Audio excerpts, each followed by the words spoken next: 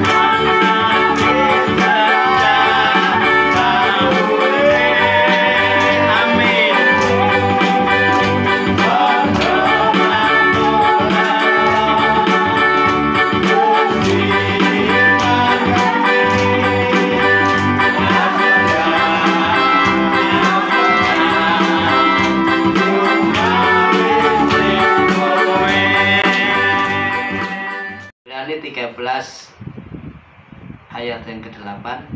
1, 2, 3. Yesus Kristus tetap sama. Mana suaranya? Sudah ketemu belum? Sudah ya. Ibrani pasal 13 ayat 8. Ya, 1, 2, 3. Yesus Kristus tetap sama, baik kemarin maupun hari ini dan sampai selama-lamanya. Kitab Ibrani mengatakan demikian. Yesus Kristus tetap sama. Yesus Kristus tetap sama. Apa artinya tetap sama, saudara-saudara?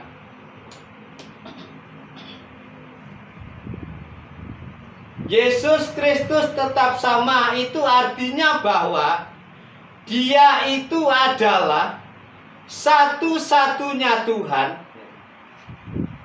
Jadi dari Dia dinubuatkan, Allah menjelma menjadi manusia, yaitu Yesus Kristus.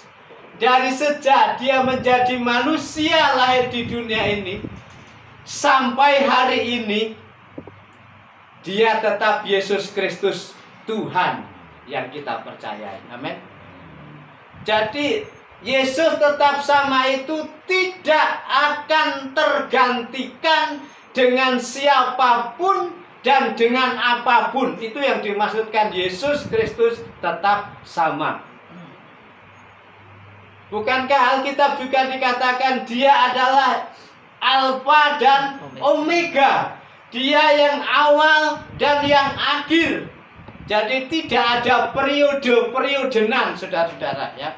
Kalau presiden bisa tergantikan, 2 periode diganti orang lain, 2 periode diganti orang lain. Gembala juga bisa digantikan orang lain. pendeta juga bisa digantikan orang lain. Tetapi kalau posisi Yesus Kristus sebagai Tuhan tidak akan tergantikan dengan siapapun dan dengan apapun. Sedangkan Yesus Kristus sendiri tidak bisa tergantikan dengan apapun. Tetapi mungkin orang-orang percaya yang justru bisa menggantikan Yesus yang ada dalam hidupnya, tergantikan dengan hal-hal yang lain, sehingga Yesus ditinggalkan dan tidak hidup dengan Yesus lagi. Jadi tidak ada yang dapat mengganti, sekalipun ketika Yesus jadi manusia itu posisinya sebagai nabi, sekalipun dia nabi, tidak ada bandingnya, saudara. Dia tetap nabi di atas segala nabi. Tidak bisa dibandingkan dengan apapun. Makanya ada lagu yang mengatakan, Gusti Yesus kok dibanding-banding ke, saing-saing ke, ra bakal kalah. Mau nyanyi ini? Mau nggak? Mau ya. Lo ini meyakinkan kita lo ya. Nah, saya pakai kata-kata sendiri. Saya sudah nulis tadi ya. Apa? Minta tolong dia dibagikan dia.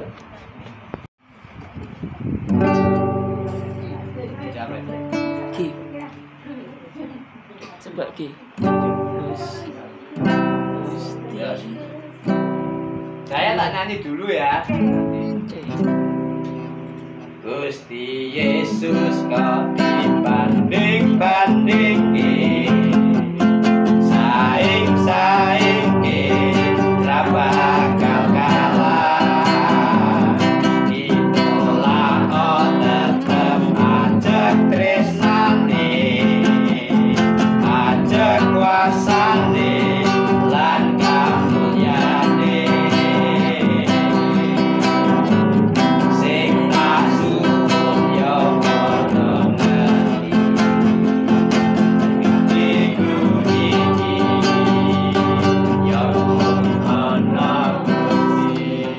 Gampang ya. Saya kalau tidak disertai Tuhan, mungkin saya sudah tidak hidup sampai hari ini. Dan yang namanya saya mengalami kecelakaan itu sudah berulang-ulang kali. Ya. Dan itu kecelakaan yang parah-parah, saudara-saudara, bukan hanya kecil-kecilan. Dari beberapa tahun yang lalu saya pernah kecelakaan, kalau tidak salah tahun 2015 atau berapa, saya lupa tahunnya. Istri saya waktu itu masih ngajar. Nah, saya ini habis nganter istri ke sekolahan.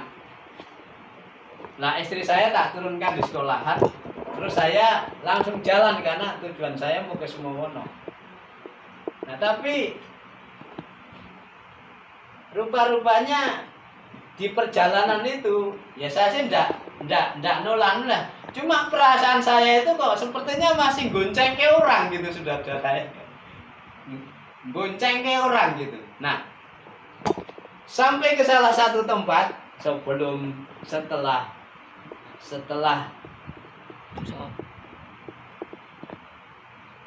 Cangkiran, maju sedikit sebelum Bojak.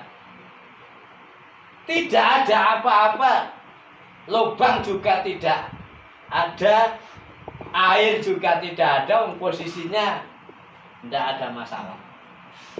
Tiba-tiba saya itu langsung terbanting, motor itu terbanting, saya jatuh, kepala saya ini mendekati ban mobil Avanza itu kira-kira hanya seginilah, saudara. Begitu saya lihat mobilnya, itu mobilnya juga agak kenceng. Saya tidak bisa membayangkan kalau seandainya Tuhan tidak menyertai saya, saudara, pasti saya kena itu. Padahal posisi arah belakang juga ada kendaraan. Saya sih tidak mempercayai itu, tapi percaya juga bisa. Orang percaya itu belum tentu mempercayai loh ya. Saya percaya kalau itu ada, tapi saya tidak mempercayai. Beda loh ya. Orang percaya kalau mempercayai itu beda. Nah, rupa-rupanya setelah saya bangun, nggak tahunya sampingnya itu kuburan, saudara-saudara. Kuburan. Nah, begitu saya terbanting itu, saya lihat ada kuburan. Saya tidak tahu yang bonceng saya itu siapa, tapi saya merasa ada yang bonceng, cuma saya memang tidak nulah. Akhirnya, wah jangan-jangan Pak Rahmat tidak berdoa. Berdoa, saudara. Pagi sudah berdoa menyembah Tuhan, baca firman Tuhan. Tetapi segala sesuatu bisa terjadi di luar dugaan kita, saudara. Tetapi kalau Tuhan masih menyertai kita, kita tetap masih selamat dari apapun yang terjadi. Berulang-ulang kali, saudara, saya kecelakaan sama istri saya, sampai saya disalah-salahkan anak saya itu, salahnya bapak. Nah, orang kecelakaan adikku kurang mati gitu ya. Nah, waktu itu istri saya lagi hamil 5 bulan atau 6 bulan gitu ya. Nah, saya tuh ngantuk naik motor gitu. Nah, ada lampu merah, mobil berhenti, tak tabrak, buah begitu ya. Ngantuk saya. Terus akhirnya dia jatuh, saya jatuh. Nah, akhirnya dia sempat kena saraf kejepitnya juga, dan janin yang ada di dalam kandungan itu akhirnya 2 minggu baru ketahuan kalau sudah tidak terdenyut, akhirnya harus diambil. Jadi peristiwa itu saya alami. Kemudian yang terakhir, saya berharap ini yang terakhir, tapi kalau toh segala sesuatu bisa terjadi kan di luar dugaan kita. Jumat yang lalu Bapak Ibu, Jumat yang lalu pagi-pagi, bukan Jumat kemarin, Jumat yang lalu, saya mau berangkat ke Salatiga, mau menghadiri wisuda. Ya berdoa sudah, berdoa sudah, baca firman Tuhan sudah. Tapi memang kadang-kadang, ya saya sih tidak selalu menyalahkan iblis sih, enggak. Bisa jadi segala sesuatu terjadi bisa karena keteledoran kita juga ya, toh. Ya, keteledoran kita. Pada hari Jumat itu saya naik motor di perempatan Gubuk, saudara. Itu memang agak ramai tapi macet. Nah, di depan perempatan itu dari arah timur mobil box bukaan itu nyelonong ke barat. Nah, saya dari barat akan mengarah ke, pokoknya ke timur, tapi timurnya nyerong begitu. Nah, saya tidak tahu, saya fokusnya dengan pantat mobilnya Bapak Ibu ya. Karena pantat mobilnya di sini, motor saya di sini, berarti kan aman ya toh? Aman karena pantat mobilnya di sini mengarah ke sana, saya mengarah ke sana. Jadi aman gitu. Karena dari sana juga tidak ada kendaraan. Tidak taunya ternyata mobil box ini di atasnya ada tumpukan bambu nonyol kira-kira 1,5 meter gitu. Nah, saya tidak lihat bambu itu karena ketutup helm dan saya agak nunduk jalannya begitu. Agak banter juga mumpung kosong begitu.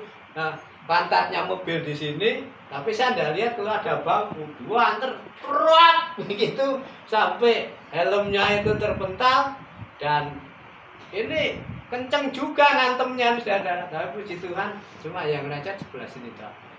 Cuma saya membayangkan kalau sampai mata saya kena semua, saudara, ya, saya tidak bisa membayangkan. Saya berkata, yang pertama, Tuhan ampuni saya. Saya tanya Tuhan, aku punya salah apa gitu? Oh yo, ora salah apa-apa, tapi kok harus mengalami. Yang jelas memang hari Jumat itu pikiran saya memang kurang fokus, karena yang mikir persiapan akan berangkat pelayanan ke Banten, gitu. Sorenya ada ulang tahun cucu, jadi pikiran saya memang kurang bisa fokus. Tapi Itulah kadang-kadang segala sesuatu bisa terjadi di luar dugaan kita. Tetapi satu hal yang kita percaya, selama kita ada di dalam genggaman tangan Tuhan, Tuhan itu konsisten terhadap janjinya. Kalau Tuhan akan menyertai, Tuhan pasti menyertai kita. Dan Yesus tetap sama, dahulu, sekarang, sampai selama-lamanya. Jadi kalau saudara merasa saya sudah bergumul, saya sudah berdoa, tapi Tuhan kok belum menjawab, katanya Tuhan menjawab. Saudara-saudara, Tuhan itu tetap konsisten terhadap apa yang Tuhan katakan dalam firman. Jadi ini saya sampaikan, diberkati, saya kok tidak. Si A disembuhkan Tuhan Yesus, lah saya kok tidak. Jadi kadang-kadang orang percaya sendiri kadang-kadang masih membanding-bandingkan. Nah, jadi mari kita akan berpegang teguh bahwa kita adalah punya Tuhan yang Alfa dan Omega, Tuhan yang konsisten dalam segala sesuatu, dalam setiap kehidupan kita. Ya. Gusti Yesus kau dibanding-bandingin,